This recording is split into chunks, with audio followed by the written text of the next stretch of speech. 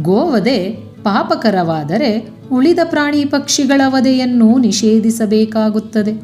ಅದು ಸಾಧ್ಯವಾಗುವುದಾದರೆ ಒಳಿತೆ. ಪ್ರಾಣಿ ವಧೆ ನಿಷೇಧಿಸುವ ಮುನ್ನ ಅದರ ಆರ್ಥಿಕ, ಸಾಮಾಜಿಕ, ವೈಜ್ಞಾನಿಕ ಹಾಗೂ ತಾತ್ವಿಕ ಮುಖಗಳನ್ನು ಕುರಿತು ಚರ್ಚಿಸಬೇಕಾಗುತ್ತದೆ.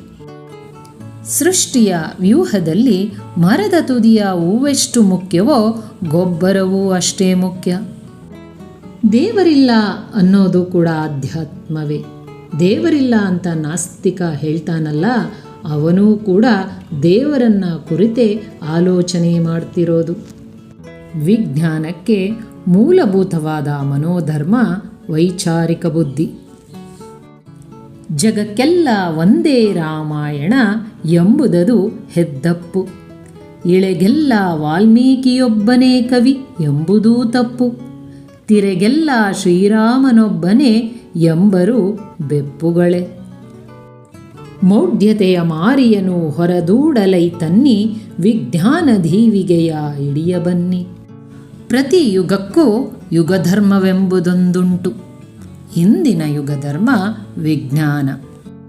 ಬಸವೇಶ್ವರರ ಸಂದೇಶ ಮಾರ್ಕ್ಸ್ ಸಂದೇಶಕ್ಕಿಂತ ವ್ಯಾಪಕವಾದುದು. ದುರದೃಷ್ಟವಶಾತ್ ಜಗತ್ತು ಅದನ್ನು ಮರೆತಿದೆ. ಗೊಬ್ಬರದ ಜೀವವನೆ ಹೀರಿ ಕೊಬ್ಬಿಹ ಹೂವೆ, ಕಬ್ಬಕ್ಕೆ ನಿಮ್ಮಾತ್ರ ವಸ್ತುವೇಂ, ನಿನ್ನಂತೆ ಗೊಬ್ಬರಂ ಕಬ್ಬಕ್ಕೆ ಸಾಮಗ್ರಿಯಾಗಬಾರದೆ ಹೇಳು. ನಮ್ಮ ದೇಶದಲ್ಲಿ ಮತಮೌಢ್ಯದಿಂದ, ರೂಢಿ ಸಂಪ್ರದಾಯಗಳಿಂದ, ಅವಿವೇಕದ ಪರಂಪರೆಗಳನ್ನು ನಾವು ಎಷ್ಟು ನಂಬಿಕೆಯಿಂದ ನಡೆಸಿಕೊಂಡು ಹೋಗ್ತಾ ಇದ್ದೇವೆ.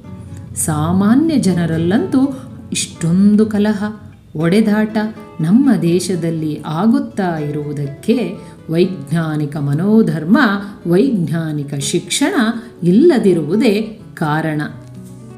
ನಾವು ವೈಜ್ಞಾನಿಕ ದೃಷ್ಟಿಯ ಮತ್ತು ವೈಚಾರಿಕ ಬುದ್ಧಿಯ ನೆರವಿನಿಂದ ನಮ್ಮ ನಾಡಿನ ರಾಜಕೀಯ, ಸಾಮಾಜಿಕ ಮತ್ತು ಮತಧಾರ್ಮಿಕ ರಂಗಗಳನ್ನು ಪರಿಶೋಧಿಸದಿದ್ದರೆ ನಮಗೆ ಕೇಡು ತಪ್ಪದು. ಶೈವರು ಶಿವನೆಂದಾಗಲಿ, ವೇದಾಂತಿಗಳು ಬ್ರಹ್ಮನೆಂದಾಗಲಿ, ಬೌದ್ಧರು ಬುದ್ಧನೆಂದಾಗಲಿ, ನೈಯಾಯಿಕರು ಕರ್ತನೆಂದಾಗಲಿ, ಮೀಮಾಂಸಕರು ಕರ್ಮ ಎಂದಾಗಲಿ, ಜೈನರು ಅರ್ಹತ್ ಎಂದಾಗಲಿ ಕರೆಯಲಿ, ಅವರು ಉಪಾಸನೆ ಸಲ್ಲಿಸುವ ಸರ್ವ ವಿಭುಶಕ್ತಿ ಒಂದೇ ಸತ್ಯ.